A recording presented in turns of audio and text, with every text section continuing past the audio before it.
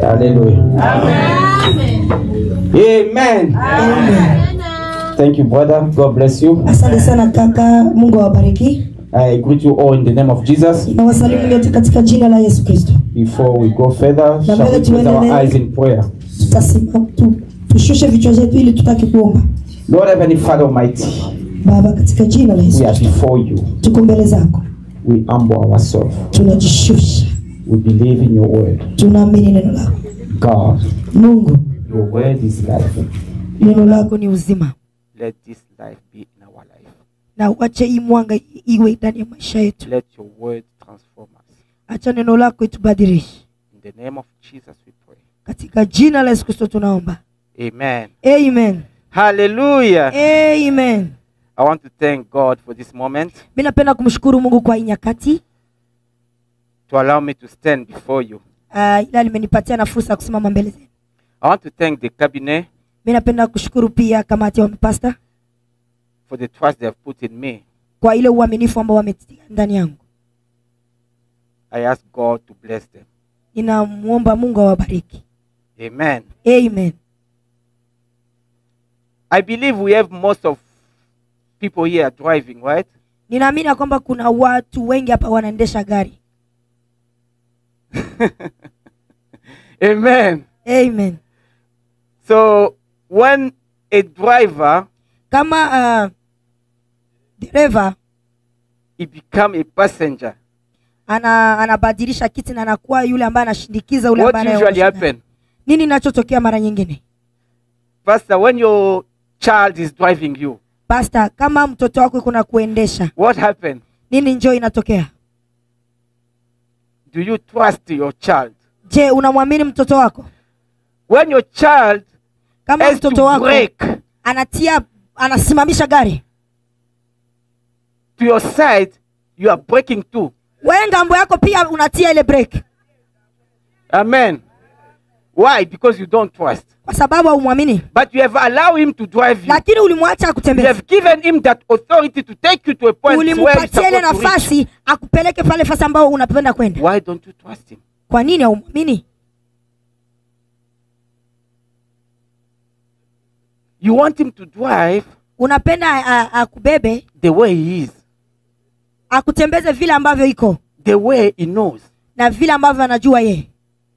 but you're still not trusting him. Lakini haumwamini. We have been hearing, Tumesikia come as you are. kuja gisi ulivyo. Come as you are. Kuja gisi ulivyo. Come to Jesus as you are. Kuya kwa Yesu vile ulivyo. Do you know that verse? Je, unajua ile mnyandiko? Amen. Amen. I don't think it's written, come as you are. Mimi sifikiria kwamba inaandikiwa kuja gisi ulivyo. But it's written in a way that the concept says, come as you are. Lakini iliandikwa namna gisi ambayo nasema kuya gisi ulivyo. That concept offer a path of transformation. Na ile concept inapana njia ya mabadilisho.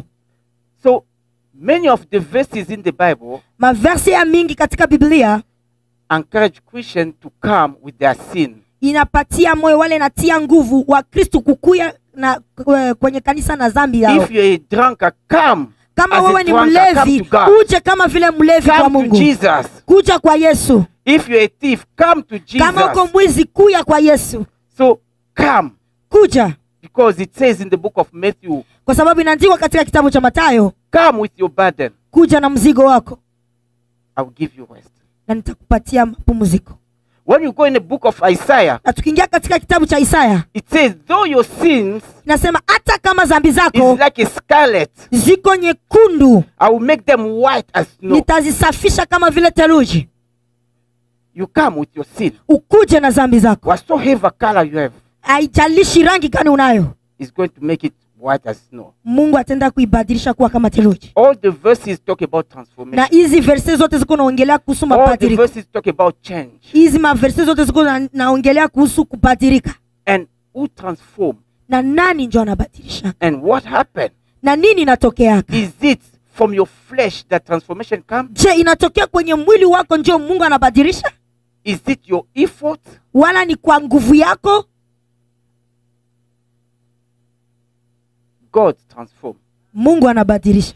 Is the only one who has power to transform. Ni yeye peke yake anaye uwezo wa kubadilisha. Though our parents, they teach us Hata kama wazazi wetu wanatufundisha, to drive a car, wanatufundisha kutembeza they're gari, still not trusting us. na pia watuamini. Though our parents, Hata kama wazazi wetu they've gave birth to us, walituzaa, they can't change us. hawawezi kutubadilisha. We became what we are, Tunakuwa yule ambayo tuko, and our parents still complaining and loving us. na wazazi tu wanatushindikiza na wanatupenda. Come as you are. Kuja gisi ulivyo. They don't need to change you. Hawapashi kukubadilisha. They failed to change you. Walishindwa kukubadilisha. Your wife failed to change you. Mke wako alishindwa kukubadilisha. Your children failed to change you. Watoto wako walishindwa kukubadilisha. No one is able to transform you. Hakuna yule ambaye anayekuwa na uwezo wa kukubadilisha. There's only one person who can transform you. Ni mtu mmoja peke yake anaye uwezo wa That person, kukubadilisha. despite of what you have been doing, Na yule mtu haijalishi mangapi ambayo despite ulipitia, of what you have saying, haijalishi mangapi ulisema, despite your behavior, haijalishi tabia yako, that person is still loving you. ule mtu anangali na kupenda, And that person is able to transform you. na yule mtu iko na uwezo wa kukubadilisha. And that person tonight Na yule mtu magharibi ya is leo the person of Jesus Christ. ni Yesu Kristo. Is the only one who can transform you. Ni yule peke yake anaye uwezo wa kukubadilisha. Allow him to transform you. Umuacha kubadilishe. I want Umuruhusu you akubadilishe. to allow Jesus to Mimi transform napenda umuachie wala umuruhusu Yesu Kristo akubadilishe. like a clay in the hand of a potter. Kama vile matope katika mikono ya mfinyazi. Our subject Na kichwa cha neno ya leo is a clay in the hand of the potter. ni matope katika mikono ya mfinyazi. That come from the book of Jeremiah. Inatokea katika kitabu cha Yeremia. We'll be reading chapter 18, Jérémie 18, 1 to 6. 1 jusqu'à 6. La parole qui fut adressée à Jérémie de la part de l'Éternel en ces mots. Lève-toi et descends dans la maison du potier. Là, je te ferai entendre mes paroles. Je descendis dans la maison du potier. Et voici, il travaillait sur un tour. La vase qu'il faisait ne réussit pas. Comme il arrivait, la vase qu'il faisait ne réussit pas. Comme il arrivait à l'argile dans la main du potier, il en refit un autre vase, tel qu'il trouva bon de le faire. Et la parole de l'Éternel me fit adresser en ces mots. Ne puis-je pas agir envers vous comme ces potiers, maison d'Israël, dit l'Éternel. Voici comme l'argile est dans la main du potier, ainsi vous êtes dans ma main, maison de l'Éternel. Amen. Amen. Hallelujah. That was God talking to Jeremiah. Ile ilikuwa Mungu akiongea na Yeremia. Go down to the potter's house. Akamwambia uende katika nyumba ya mfinyazi. Go down to the potter's house. Uende katika nyumba ya mfinyazi. I will give you my message. Nitakupatia ujumbe wangu. When he went down to the potter's house, Alipokwenda katika nyumba ya mfinyazi, arriving over there, alipofika pale, he found the potterman akakutana na huyo mfinyazi is working. akitumika. He's working on his wheel. Alikuwa akitumika katika vitu vyake pale. But that pot, Na ile chungu ambayo alikuwa akitengeneza was getting shape. ilikuwa ikipata form. The shape was not pleasant to the potter. Na ile form ambayo ilikuwa inampendeza mfinyazi. So the potter decided to remake another shape. Na ule mfinyazi akaamua kufanya ingine form. The Bible says, Biblia inasema from the clay, kwa kupitia ile matope, which was marred, ile matope in his hand, katika mikono yake, so the potter formed another pot. huyu mfinyazi akafanya ingine chungu. It changed from one shape to another. Akabadilisha form ya kwanza kutia kuform ya pili. And he asked, na akauliza, God asked na Mungu Jeremiah, akauliza Yeremia, can I not do with you je, as the potter does? je mimi siwezi nikafanya ile ambayo mfinyazi anafanya? Can I not do with you as the potter Je, does? mimi siwezi nikafanya vile ambavyo mfinyazi alifanya? Like a clay in the potter's Kama hand. vile matope ndani ya mikono ya mfinyazi. Brothers and sisters, Ndugu na kaka, the clay ile matope was mad, as they said. ilikuwa kama matope kisi Biblia The inaandika. clay Ile matope was not having a good appearance. haikukuwa na sura ya mzuri.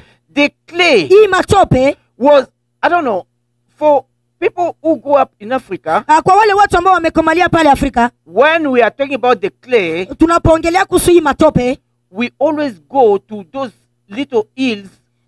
tunaenda tu kwa ile We get the clay from those masehemu kidogo small kidogo. mountains, like we just Kule dig, katika dig. milima kidogo kidogo tunaenda kutosha And hiyo when we matope. take from there, Na tunapochukua kule, there's so many dust things, so kuna many vitu things vingi we vichafu don't ambavyo viko love to ndani, see, vile some ambavyo small tutaki rocks. kuona. We have to remove majiwe all tuna- impurities. Tunatakia kutosha ile majiwa yote, vile vichafu vichafu And vyote from viko ndani there, ya we are trying to give a shape. na pale tunapenda tuipatie form. We get that mud, that clay, Tunakamata ile without any matope shape. bila haina sura, You want to make it like a car. na unapenda You uitengeneze want kama to make gari, it like a vase. unapenda kuifanya You kama want to make vile it like a chombo, brick. unapenda You kuifanya want kama to vile, give a shape. unapenda You want kuipatia form ile ambayo wewe a unapenda. shape you are expecting to use. Ile form ambayo unapenda wewe utumie. That's what God is talking about. Na hii ndio Mungu yuko naongelea.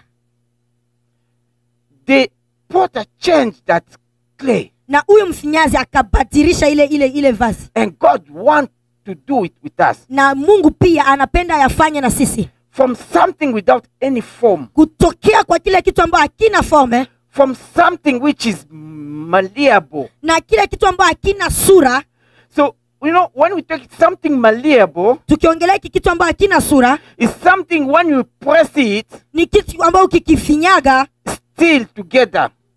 kinabakia kukamatana. Something when you fold it, Kile kitu ambacho ukikikunja it's still together. kinabakia tu kukamatana. Something doesn't break. Kile kitu ambacho hakivunjikake. God has made you Mungu amekufanya in wewe a way katika njia that you are malleable. ile ambayo hauna In a sura. way Ile that when he start working on you, na kama kianza kutumika juu you are yako, not breaking. hauko unavunjika. You still having form. Ungali na hiyo You sura, still alive. ungali You mzima, still being a Christian. ungali You Mkristo, still being a human being. ungali There's mwanadamu. nothing Hakuna which kitu has been removed. There's iliondoa, nothing hakuna which is kitu broken in you. You ilivunjika ndani still yako. there. Ukingaliki wewe, God, the transformation. hata kama uko na badilishwa. From school we learn that every human is good. Shuleni tulifundishwa ya kwamba kila mwanadamu iko mzuri. Right? Yes, Everyone is born good. mtu wote amezaliwa vizuri. And one of the author, the French author, mwandishi Jean-Jacques Rousseau, mmoja- says, everyone was born good. Na mwandishi mmoja wa Kifaransa aliandika eti ya kwamba kila mtu amezaliwa mzuri. And the society corrupt him.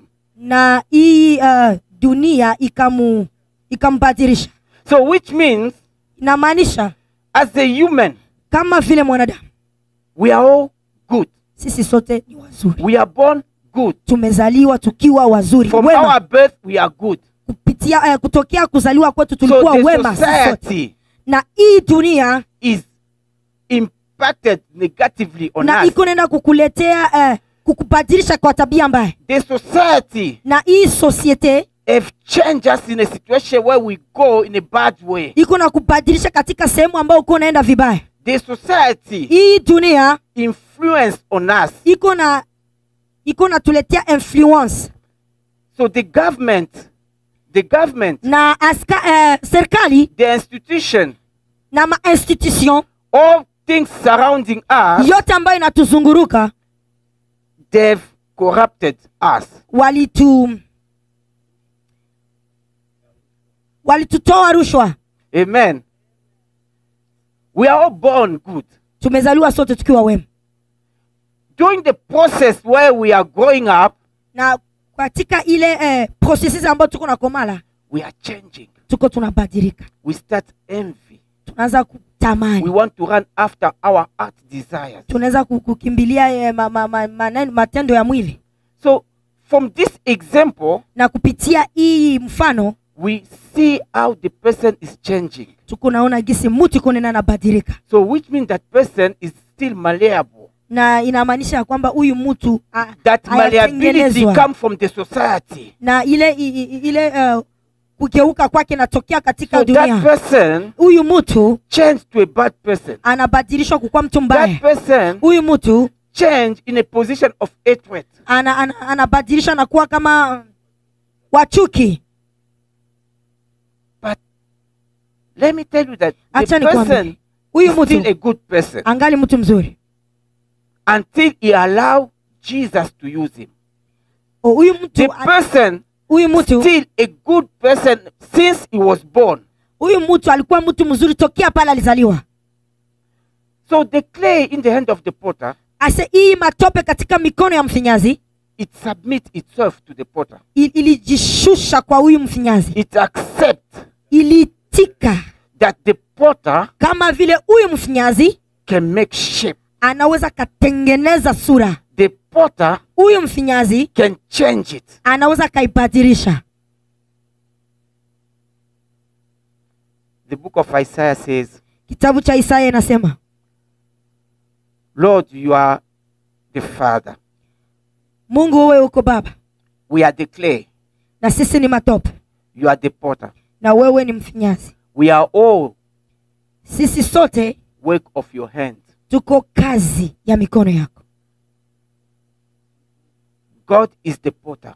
Mungu yeye ni mfinyazi.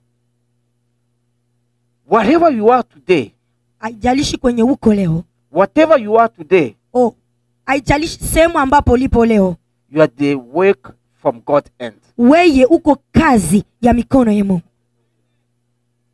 There's nothing you did special for you to become what you are. Au kufanya hata kitu kimwa cha There's kustajabu nothing ya you did kufanya wewe gisi ulivyo. which is above everyone here, so that you Hakuna- get what you get. Hakuna kile ambayo ulifanya ambayo kinazidi kila mtu hapa ili kufikisha pale ambapo ulipo. This is just God's work. Hii tu ni kazi ya Mungu, And in that God work, na katika ile kazi ya Mungu we are the person tuko watu become rebellious to God. ambao tulijigeuza, tulitupia Mungu mgongo, tukakuwa warebeli. So when God said, let's create man, when God Waasi. said, let's create man Mungu aliposema hata tumuumbe mtu to our image, katika sura yetu, Our katika likeness. mfano wetu, our likeness, yeah. So which means inamaanisha everything was set already.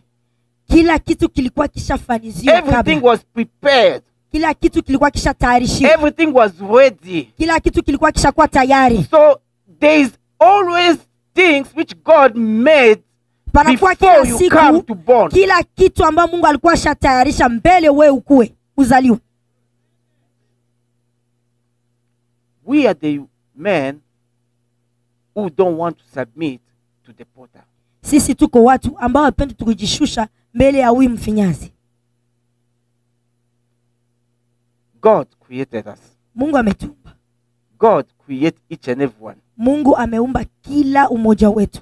We are God's workmanship, Tuko kazi ya mikono ya created in Jesus Christ tumeumbiwa katika Yesu to Kristo do good, ili tufanye mazuri, which God has prepared in advance. ile ambayo Mungu ametayarisha mbele kabla. You know, when we talk about a pot, Unajua tunapoongelea hii chombo, we see Tunaona. vessel. tunaona hii chombo, When we talk about a pot, tunapoongelea hii chombo we see they all set on the table. tunaona kila kitu ambacho kinaweza kuwekwa pale kumeza. My question to you, Na swali langu kwako nini? can you drink water in a plate? Je, unaweza kunywa mai katika sahani? So when you have the set on the table, Je, usahau uko na vyombo vyote kwenye meza? there's a bowl, Kuko sahani, kibakuli, there's a plate, kuko sahani, there's a mug or cup. piko kikombe, Everything has a purpose. na kila kitu pale kwenye meza kiko na kusudia. Which means when they set the table, Inamaanisha kwamba wanapopanga ile meza they're expecting you to use a plate wanajitayarisha kwamba wewe uende the way utumie it's supposed to sahani be used as a vile plate. ambavyo inatakiwa kutumikishwa. A bowl, Na ile they put kibakuli your fufu in a bowl. banatia bugali yako mwele bakuli. A cup, Na ile kikombe they put water in the wanatia cup. mo ndani maji katika ile kikombe yako. There's a purpose of each pot. Kuko kusudi ya kila sahani pale kumeza. God has prepared and conceived everything. Mungu ametayarisha na akaumba kila kitu. God has prepared you Mungu amekutayarisha for a wewe purpose. kwa kusudi. He said, does the potter has the right to make from the same lamp a clay which is special for an event? Alisema je, huyu mfinyazi iko na ile ruhusa ya kutengeneza chombo ambayo kiko kia samani katika ile sherehe? Is the potter, Je, huyu mfinyazi when he is preparing that pot, wakati alikuwa akitayarisha ile vazi, he knows wakati alikuwa akitayarisha ile kiombo, the use of that pot. alijua wataitumia kwa nini hiyo kiombo. Our life have given different shape. Na maisha yetu ilitupatia forme mbalimbali wala sura mbalimbali. See where you can fit that the way we have been trained. Uangalie pale ambapo utakubalika kugisi ambao walikuwa entraîné. But let me tell you, Acha nikwambie, there are some pots are made for special honor. kuna zile vyombo ambazo zimeumbwa kwa kusudi fulani. There are some pots made for people in the house. Kuna zile pia sahani ambazo zimeumbwa juu ya watu nyumbani. There are some pots made for visitors who are coming for a party. Kuna vyombo pia ziliumbwa juu ya wale wageni ambao watakuja kwa ajili ya sherehe. Which means between those pots, Inamaanisha kwamba katika ile vyombo there is a difference. kuko utofauti. And that difference Na ile utofauti yao come from production. inatokea kwa ule ambaye ameiziumba. For people who knows the process Kwa or wale the production process chain, kwa wale wote ambao wanajua hii procedure ya mabadiliko. so we start from raw material, Tunaanzia pale kwa vyombo ambavyo vilikuwa vina sura, which move to transformation ambayo itaenda kubadilika and goes on the market na inaenda mpaka sokoni after production. kisha production. So that transformation Ile mabadiliko take time. inachukuaga muda. That transformation Ile mabadiliko take time. inachukuaga muda. The transformation made on a potter which can be used in the house, Hii mabadiliko inaanzia kwa huyu mfinyazi ambaye alifanya chombo ili apate kuitumia katika nyumba, and the one which will be used by visitors na ile nyingine ambayo itatumiwa na wageni. is different. Kuna utofauti. It's different. As the pastor says, Kama vile pastor anasema, even the homeowner, he hata doesn't ule use mwenye that nyumba pot because it's atumikishaki for great visitors. juu ile ni ya wageni wa heshima. Amen. Amen. Come to God as you are. Kuja kwa Mungu vile ambavyo ulivyo. Come to God with no shape. Kuja kwa Mungu bila sura. Come to God Kuja kwa Mungu without knowing who you are. bila kujua hata nini uko. Submit to the powerful God. Na ujishushe mbele ya huyu Mungu mwenye uwezo. God wants to do something with you. Mungu anapenda afanye kitu na wewe. God wants to touch you. Mungu anapenda akuguse. God wants to transform you. Mungu anapenda akubadilishe. God wants to give you a new shape. Mungu anapenda akupatie sura mpya. God wants you to become malleable. Mungu anapenda kufanya wa kutengeneza. Are you willing to accept that change? Je, uko tayari kuitika hii mabadiliko? When you come to Jesus, Kama unapokuja hapa kwa are you Yesu, willing to accept that change? je, uko naitikiana na It's too hii difficult for mabadiliko? us as a human to change. Ni vigumu kwa sisi It's wanadamu too difficult kubadilika. for people to know you as a Christian. Ni vigumu kujua It's watu too kama wewe ni difficult for Mkristo. people to know that, oh, I'm going to church. Ni vigumu sana kwa watu kujua kama wewe uko nenda kanisani. Some people now they think that going to church Wengine wanajua kama kwenda kanisani is past dated. ni vitu ambavyo vilipitaka kule Some people kabla. they think that going to church. Wengine wanafikiria It's for kwamba kwenda old kanisani ni ya watu ambao Let me wamezeeka. tell you, Acha nikwambie, the actual world dunia sasa being updated, kupata vitu ambavyo viko vya mpya, it's being connected to Jesus. inamaanisha kama wewe uko na uhusiano na Yesu Kristo. Kukuwa na vitu vya mpya It's being transformed by Jesus. inamaanisha kama umebadilishwa na Yesu. Kukuwa na vitu vya mpya It's Jesus working within you.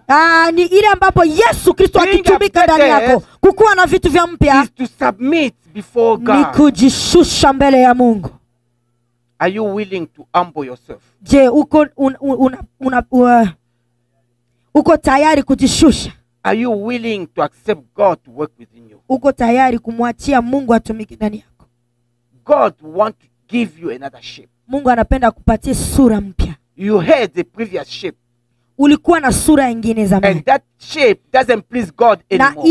ile sura ambayo ulikuwa nayo zamani haimfurahishi Mungu tena, That shape doesn't please God anymore. na ile sura haimpendezi Mungu tena. As the potter can see that this shape is no longer the Na shape kama I vile wanted, mfinyazi anaweza kuona kama hii sura haiko tena, hii vazi haiko tena njoo kisi mimi napenda, God wants to make another shape within you. Mungu anapenda afanye ingine sura ndani yako. God wants to make you an expensive vessel. Mungu anapenda kufanya chombo cha samani. They are vessels when you made them in the house, Kuna zingine chombo kizitia ndani ya nyumba, you are so jealous to touch them.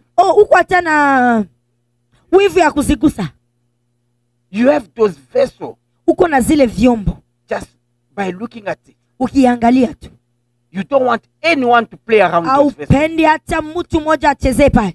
That also happened with God. Ile pia God has inakuwa na some Mungu. people Mungu iko na wale who watu has transformed. wale ambao He doesn't walibadilishwa want anybody to touch na them. apendi hata mtu yoyote amzogelee. Which vessel are you? Wewe ni chombo gani? We have different vessels. Tuko na vyombo mbalimbali. A honored vessel, Vyombo vya heshima an irregular vessel, na zile za kawaida expensive vessel. na zile za samani za bei kali. Which vessel are you? Sasa wewe ni chombo gani? Are you a pot which can be used for honor? Wewe ni chungu ambayo inaweza kutumiwa katika sehemu ya heshima. He said in the book of John 12:26, Anasema katika kitabu cha Yohana 12, whoever serves Jesus, yule ambaye anamtumikia Mungu follow Jesus. amfuate Yesu Kristo. My Father, Baba yangu God, Mungu will honor him. atamheshimisha. When they say God will honor him, Wanaposema Mungu atamheshimisha, God is going to recognize him. Mungu ataenda kumjua. God is going to give him a place in his kingdom. Mungu ataenda kumupatia nafasi katika ufalme wake.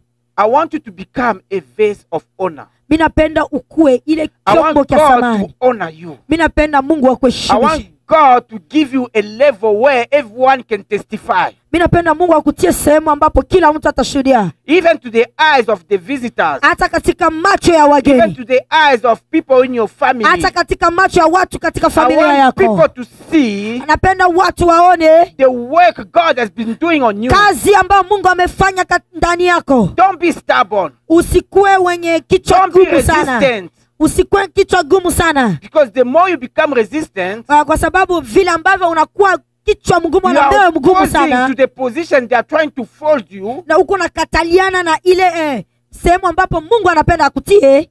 Oh, my brother, Kaka yangu, I think you break. mimi nafikiria kwamba utavunjika. Think who you want to be. Ufikirie nini unapenda kuwa, nani unapenda kuwa. God has taken time to work on you. Mungu amechukua muda ili atumike ndani yako. You say you are a Christian. Ulisema uko Mkristo. Try to make that introspection, that examination within yourself. Ujikaze ufanye ile uchunguzi ndani yako. Since I've known Jesus in my life, Tokea nimemjua Yesu Kristo katika maisha yangu, am I transformed? Je, nimebadilishwa?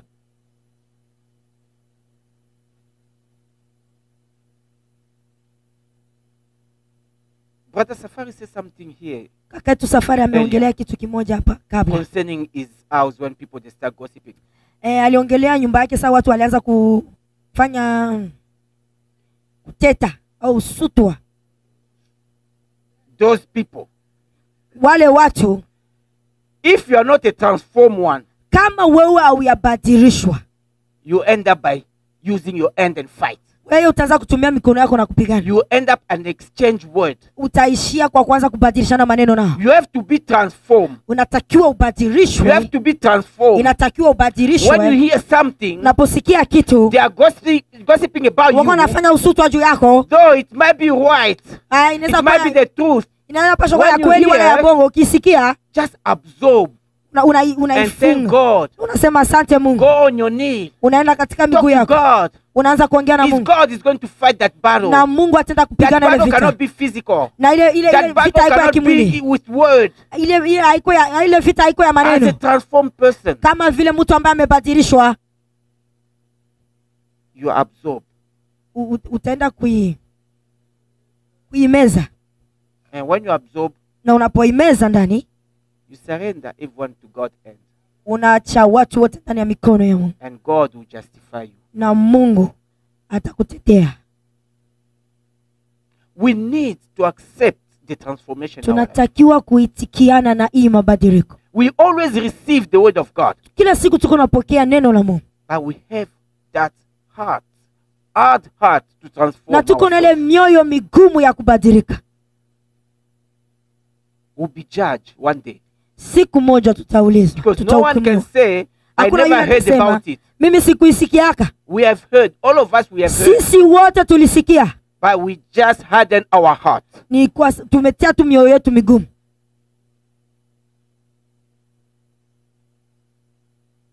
You are ashamed to be a Christian. Uko nasikia haya kuwa Mkristo. You don't want to tell people that I'm no longer drinking. Haupendi kuambia hata watu sikunywaki tena. You think that they are going to laugh at you. Unafikiri wataenda kukucheka. You don't want to tell them that I'm no longer going to that nightclub. Haupendi tena kumwambia mimi sipendaki tena kwenda kule kumanaji ya usiku. You think that, oh, they're going to see me like what the Nigerians say, you be mumu. Wataanza kuniambia kama ulikuwa mpumbavu, ulitokea mumu. Old fashion. Be open.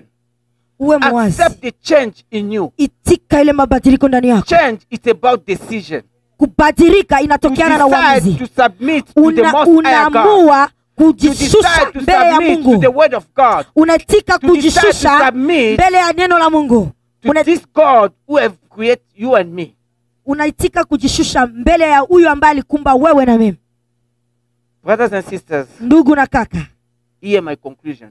hii ndio kufunga kwangu. In a great house, Katika nyumba mzuri, they are not only precious vessels. hakuna tu fazi zenye samani. There are some of them are gold, Kuna zimoya ambao ni dhahabu, some of them are silver, zingine ni some of them are Argent. made in wood, zingine zimefanywa na mbao, and some of them are in clay. na zingine zimefanywa na majiwe. In the same house, Katika ile nyumba, those vessels, zile vyombo some are vessels of honor, zimoya ni za samani and some are not honored. na zingine hazina samani. I will encourage you Nitakutia moyo to submit yourself to Jesus. kujitoa wala kujishusha mbele ya Yesu. Clean yourself Kujitakasi from all dishonor vile vyote ambavyo havikuheshimishi, to become a vessel of honor, ili upate kuwa ile vyombo ya kuheshimika. sanctified and useful. Ukue wenye kutakaswa na wenye kutumiwa. Prepare for a good work. Uendelee kujitayarisha katika kazi njema. Allow Jesus to work within you. Umwache Yesu Kristo atumike ndani Allow yako. God to work in you, Umwache Yesu Kristo, Mungu atumike ndani yako, because He hasn't finished yet. kwa sababu hajamaliza, He's still transforming you. angali na kubadilisha. Transformation is a process. Kubadilika ni ni muda, inachukua And muda, there is a time you'll be feeling like you are no longer the same person. na kutafikia nyakati ambapo utaanza kujisikia kama hauko ule tena mtu wa There'll be a zamani. time you'll be testifying that God has worked a lot in your life. Kutafikia ile muda ambao utashuhudia kwamba Mungu amefanya kazi ndani ya maisha yako. Humble yourself. Ujishushe. God has planned for you. Mungu iko na mpango ndani ya maisha yako. Let be those vessels which are honored. Acha ukuwe ile kyombo ambayo ni ya kuheshimika. As we are getting closer to Pentecost, Kama tuko tunakaribia siku ya Pentecost, prepare your heart. tayarisha moyo wako. Which kind of vessel are you going to be? Utakuwa chombo gani? How can you receive the Holy Spirit in a vessel which is Ni dirty? gisi gani utaenda kupokea Roho Mtakatifu katika Dirty. chombo kichafu? You are already a vessel made. Uko tayari chombo ambao umetengenezwa. God in his position as a potter, he want to recreate you. Yeye Mungu katika position yake ya mfinyazi anapenda tena akutengeneze. He wants you to receive the Holy Spirit. Anapenda upokee Roho Mtakatifu. He wants to honor you. Anapenda kuheshimisha. He wants you to work for his good. Anapenda utumike katika He kazi wants yake. you to testify his greatness. Anapenda ushuhudie matendo yake makubwa. May God bless you. Mungu awabariki.